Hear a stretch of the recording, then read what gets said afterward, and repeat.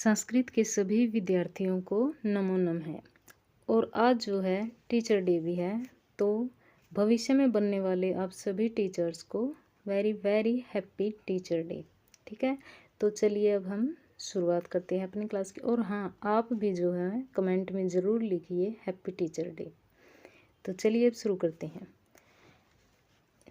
आज हम शुरू करेंगे अपना संज्ञा प्रकरण वाला टॉपिक। ठीक है, संज्ञा प्रकरण। इसमें हमारे सिलेबस में जो लगा हुआ वो है इत संज्ञा, प्रत्याहार संज्ञा, उदात्त, अनुदात्त, स्वर्ण संज्ञा, उच्चारण स्थानानि, पद संज्ञा और प्रयत्नानि। ये हमारे सिलेबस में इत संज्ञा प्रकरण में जो है ये संज्ञाएं दी गई हैं। तो सबसे पहले हम करेंगे इत संज्ञा। ठीक है, किसी वर्ण का लोप करने के लिए उसकी इत संज्ञा की जाती है। ठीक है, किसी वर्ण का जब लोप करना होता है, उस वर्ण की ज़रूरत नहीं होती है, तो उस वर्ण की जो है इत संज्ञा कर देते हैं। इत संज्ञा विधायक सूत्रों की संख्या जो है वो 6 होती है। कितने होते हैं इत संज्ञा विधायक सूत्र? 6 होते हैं। कौन कौन से हैं? पहला है हलंत्यम, चुटु, लसक्व तद्धिते, आदिर्ण्य टूडवय, स प्रत्यय और उपदेशे अज अनुनासिक इत। ये 6 सूत्र हैं जिनसे कि इत संज्ञा की जाती है। तो सबसे पहले हमारा हलंत्यम सूत्र। इसके लिए जो है ये श्लोक है, उपदेशे अंत्यम हलित स्यात्, उपदेश आधोच्चारणम, सूत्रेषु अदृष्टम पदम सूत्र अंतरात् अनुवर्तनीयम सर्वत्र।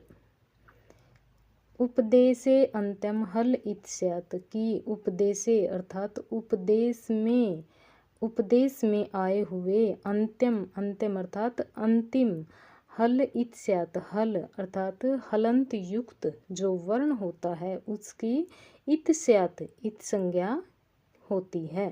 ठीक है, कि कहा गया है कि उपदेश में आए हुए अंतिम हलंत युक्त वर्ण की इत संज्ञा होती है। उपदेश क्या होते हैं, अब ये जानेंगे कि उपदेश होते क्या हैं।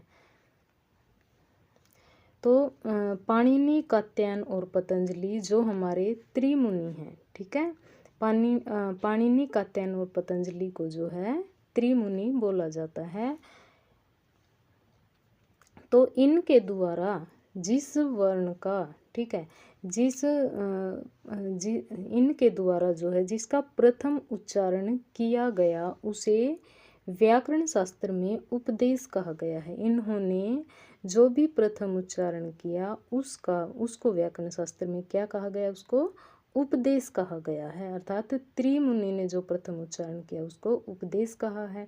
त्रिमुनि की जो रचनाएं हैं, पाणिनि की रचना है अष्टाध्यायी, कात्यायन की रचना है, कात्यायन को वार्तिककार भी वररुचि भी बोलते हैं। ठीक है, वार्तिककार, इन्होंने वार्तिक माला की रचना की थी अष्टाध्यायी के सूत्रों पर। ठीक है, इन्होंने अष्टाध्यायी के जो सूत्र हैं उन पर वार्तिक लिखे थे, इसलिए इनकी रचना वार्तिक माला। और पतंजलि की जो रचना है वो है महाभाष्य। ठीक है, और इसको सम्मिलित रूप से तदुक्ति बोला जाता है। क्वेश्चन ये भी बन सकता है कि तदुक्ति किसे कहते हैं? तो पाणिनि, कात्यायन और पतंजलि यानी कि जो हमारे त्रिमुनि हैं उनकी जो ये 3 रचनाएं हैं इनको ही तदुक्ति बोला जाता है। ठीक है, तो इसमें कही गई, तो अष्टाध्यायी, वार्तिक माला और महाभाष्य में कही गई विषय वस्तु को उपदेश कहते हैं। ठीक है, ये इनकी प्रथम रचनाएं हैं, इसलिए इनको उपदेश कहा जाता है। उपदेश के अंतर्गत इनकी गणना की जाती है धातु, सूत्र, गण, उण आदि, वाक्य, लिंग, अनुशासनम, आगम, प्रत्यय, आदेशा, उपदेशा, प्रकीर्तिता की अर्थात धातु, सूत्र, गण, उण आदि, लिंग, अनुशासन, आगम, प्रत्यय और आदेश, इनको उपदेश कहते हैं। ठीक है, ध्यान रखिएगा कि जो धातुएं होती हैं हमारी और जो ये सूत्र होते हैं अष्टाध्यायी में कहे गए हैं जो सूत्र हैं, जो माहेश्वर सूत्र हैं, ठीक है, गण, जो 10 गण होते हैं और उन आदि लिंग अनुशासन आगम प्रत्यय और आदेश, इनको उपदेश कहा जाता है। यदि किसी सूत्र में अदृष्ट पद हो तो, ठीक है, कहा गया है कि यदि किसी सूत्र में अदृष्ट पद हो तो उसका उल्लेख अन्य सूत्रों में किया जाता है। ठीक है, उसका उल्लेख इनमें अन्य जो सूत्र होते हैं उनमें कर दिया जाता है। व्याकरण शास्त्र में किसी भी अंतिम हलंत युक्त वर्ण होता है उसका लोप करने के लिए इत संज्ञा इसी सूत्र से की जाती है। ठीक है, जो अंतिम हलंत युक्त वर्ण होता है, कोई भी वर्ण हो जो अंत में होता है, कोई भी व्यंजन वर्ण हो जो अंत में होता है, तो उसकी व्याकरण शास्त्र में उसकी इत संज्ञा जो है हलंत्यम सूत्र से ही की जाती है। जैसे माहेश्वर सूत्रों के अंतिम वर्ण की इत संज्ञा, डुकरीय धातु में जो अंतिम यह वर्ण है इत संज्ञक, इसकी भी इत संज्ञा हलंत्यम से होती है। और लेप में जो अंतिम प वर्ण है इसकी भी इत संज्ञा जो है हलंत्यम सूत्र से होती है। तो इससे 33 व्यंजन वर्णों की इत संज्ञा होती है। ठीक है, हलंत्यम, हल किसको बोलते हैं? हल व्यंजन को बोलते हैं। तो अंत्यम, ठीक है, जो अंतिम हल होता है, जो अंतिम इत संज्ञा, जो अंतिम हल होता है यानी कि व्यंजन वर्ण होता है, उसकी इत संज्ञा जो है इसी सूत्र हलंत्यम सूत्र से ही की जाती है। आई होप यहाँ तक आपको अच्छे से समझ में आ गया होगा। आगे है चुटु, आगे है हमारा चुटु सूत्र। प्रत्यय आधौ चुटु इतौ स्तः, कहा गया है कि यदि किसी प्रत्ययादौ, प्रत्यय के आदि में, ठीक, आदि क्या होता? आदि अर्थात प्रारंभ में, शुरू में। ठीक है, यदि किसी प्रत्यय के आरंभ में चू अर्थात ये उदित वर्ण है, चू अर्थात च वर्ग और टू अर्थात ट वर्ग। ठीक है, चू च वर्ग और टू ट वर्ग का कोई वर्ण हो तो उसकी इत संज्ञा इस सूत्र से होती है। यदि किसी प्रत्यय के आरंभ में च वर्ग का कोई वर्ण हो, च छ ज झ ञ, और ट वर्ग का ट ठ ड ढ ण, ठीक है, तो ये जो 10 वर्ण होते हैं, यदि ये किसी प्रत्यय के आरंभ में हैं तो इनकी इत संज्ञा चुटु सूत्र से होती है। केवल इन 10 वर्णों की इत संज्ञा जो है चुटु सूत्र से होती है, स्वर्ग और टवर्ग, ये ध्यान रखना है। टाप में जो ट वर्ण है उसकी इत संज्ञा भी चुटु से होती है। जस में जो ज वर्ण है, ठीक है, ये च वर्ग का तृतीय वर्ण है। और नवुल में जो ण वर्ण है इनकी भी इत संज्ञा जो है चुटु सूत्र से होती है। आगे है लसक्व तद्धिते। लसक्व तद्धिते तद्धित वर्ज प्रत्याधा लसक वर्गा इतस्यु, कहा गया है कि तद्धित प्रत्यय, तद्धित वर्ज, वर्ज होता है छोड़ना। ठीक है, तद्धित प्रत्यय को छोड़कर अन्य प्रत्ययों के प्रारंभ में ल स क, ये है ना, ल स क, लशक्व अतद्धिते, ठीक है, अतद्धिते अर्थात तद्धित प्रत्यय को छोड़कर किसी प्रत्यय के प्रत्याधा, किसी प्रत्यय के प्रारंभ में, किसी प्रत्यय के आदि में ल स और क वर्ग, ठीक है, ल स और क वर्ग का कोई वर्ण हो तो उसकी इत संज्ञा जो है इसी सूत्र से होती है। इस सूत्र से कुल 7 वर्णों की इत संज्ञा होती है। ठीक है, ल स, कौन से 7 वर्ण हो गए? ल वर्ण, स वर्ण, एक मिनट, कौन से 7 वर्ण हो जाते हैं हमारे? ल स, और क वर्ग में जो 5 वर्ण होते हैं क, ख, ग, घ और ड। ठीक है, तो इन 7 वर्णों की इत संज्ञा जो है लसक्व तद्धिते इस सूत्र से होती है। जैसे लेप प्रत्यय के आदि ल वर्ण की इत संज्ञा सानच के आदि स वर्ण की, और क्यप प्रत्यय के आदि क वर्ण की इत संज्ञा इसी सूत्र से की जाती है।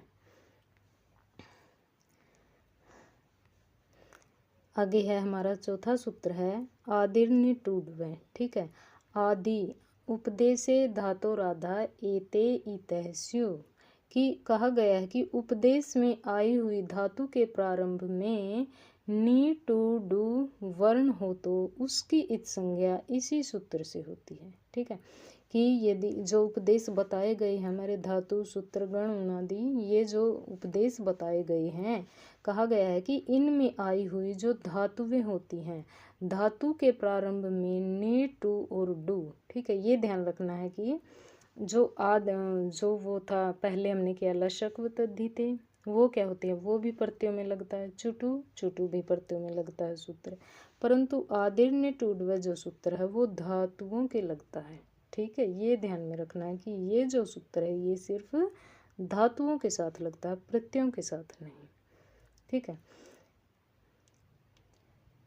ठीक है, और जो प्रारंभ में हो, ठीक है, जो धातुओं में प्रारंभ में लगे हुए होते हैं नी टू और डू वर्ण, उनकी संज्ञा आदिर्ने टूडव सूत्र से होती है। इस सूत्र से 3 वर्णों की संज्ञा होती है, नी टू और डू। ठीक है, जैसे निभि धातु में नी प्रत्यय की नी वर्ण की संज्ञा, टू शिवस में टू वर्ण की संज्ञा, और डुकरिय धातु में डू, टू शिवस धातु में टू की संज्ञा, और डुकरिय धातु में डू वर्ण की संज्ञा। ठीक है, तो इस प्रकार नी टू और डू इन 3 वर्णों की इत संज्ञा इस सूत्र से होती है, और यह सूत्र धातुओं में लगता है। ठीक है, ये ध्यान रखना है। आगे है सप्रत्यय है, 5वां सूत्र है हमारा सप्रत्यय। प्रत्यय आदि स इत संज्ञक स्यात्। प्रत्यय अर्थात प्रत्ययों के आदि में जो स वर्ण होता है, प्रत्ययों के आदि में जो स वर्ण लगा हुआ है उसकी इत संज्ञा इस सूत्र से की जाती है। ठीक है, स वर्ण की संज्ञा इस सूत्र से की जाती है, और इस सूत्र से केवल एक ही वर्ण की, स वर्ण की इत संज्ञा होती है। जैसे संयय प्रत्यय की स वर्ण की संज्ञा, स्मुख प्रत्यय की स वर्ण की संज्ञा। ठीक है, इस सूत्र से सिर्फ स वर्ण की ही संज्ञा होती है, और यह सूत्र भी प्रत्ययों में ही लगता है, जैसा कि नाम से भी पता है सप्रत्यय। ठीक है, आगे है उपदेशे अज अनुनासिक इत। उपदेशे उपदेश में आए हुए अच, अच क्या होता है, अच स्वर होते हैं। ठीक है, उपदेश अच अनुनासिक इत, उपदेश में आए हुए अनुनासिक अच की, स्वर की इत संज्ञा इस सूत्र से होती है। इस सूत्र से 9 अच जो सभी जो हमारे 9 स्वर दिए हुए हैं माहेश्वर सूत्रों में, उनकी इत संज्ञा जो है इसी सूत्र से होती है। ठीक है, स्वरों की इत संज्ञा इसी सूत्र से होती है। जैसे जो हमारा छठा सूत्र होता है लण। ठीक है, माहेश्वर सूत्रों में हमारा छठा सूत्र होता है लण। ठीक है, लण मध्य तु इत संज्ञक है। लण के मध्य में जो अ है, ठीक है, जो अच अ है उसकी भी इत संज्ञा बताई गई है। तो लण के मध्य में जो ल में स्थित अ है, ठीक है, उसकी इत संज्ञा जो है इसी सूत्र से उपदेश अज अनुनासिक इत इस सूत्र से होती है, और सु में भी स्थित उ वर्ण की इत संज्ञा इसी सूत्र से होती है। तो इस प्रकार जो ये उपयुक्त जो हमने 6 सूत्र बताए हैं, उन सूत्रों से जिस वर्ण की इत संज्ञा होती है फिर उसका तस्य लोप सूत्र से लोप कर दिया जाता है। ठीक है, तस्य लोप सूत्र से उस इत संज्ञक वर्ण का लोप कर दिया जाता है। आगे है लोप संज्ञा। ठीक है, तो ये 6 हमारे इत संज्ञक सूत्र थे। ठीक है, ये हमने कर लिए हैं। अब आता है हमारा लोप संज्ञा। ठीक है, कि लोप संज्ञा क्या होती है, लोप किसे कहते हैं। ठीक है, किसका होता है लोप।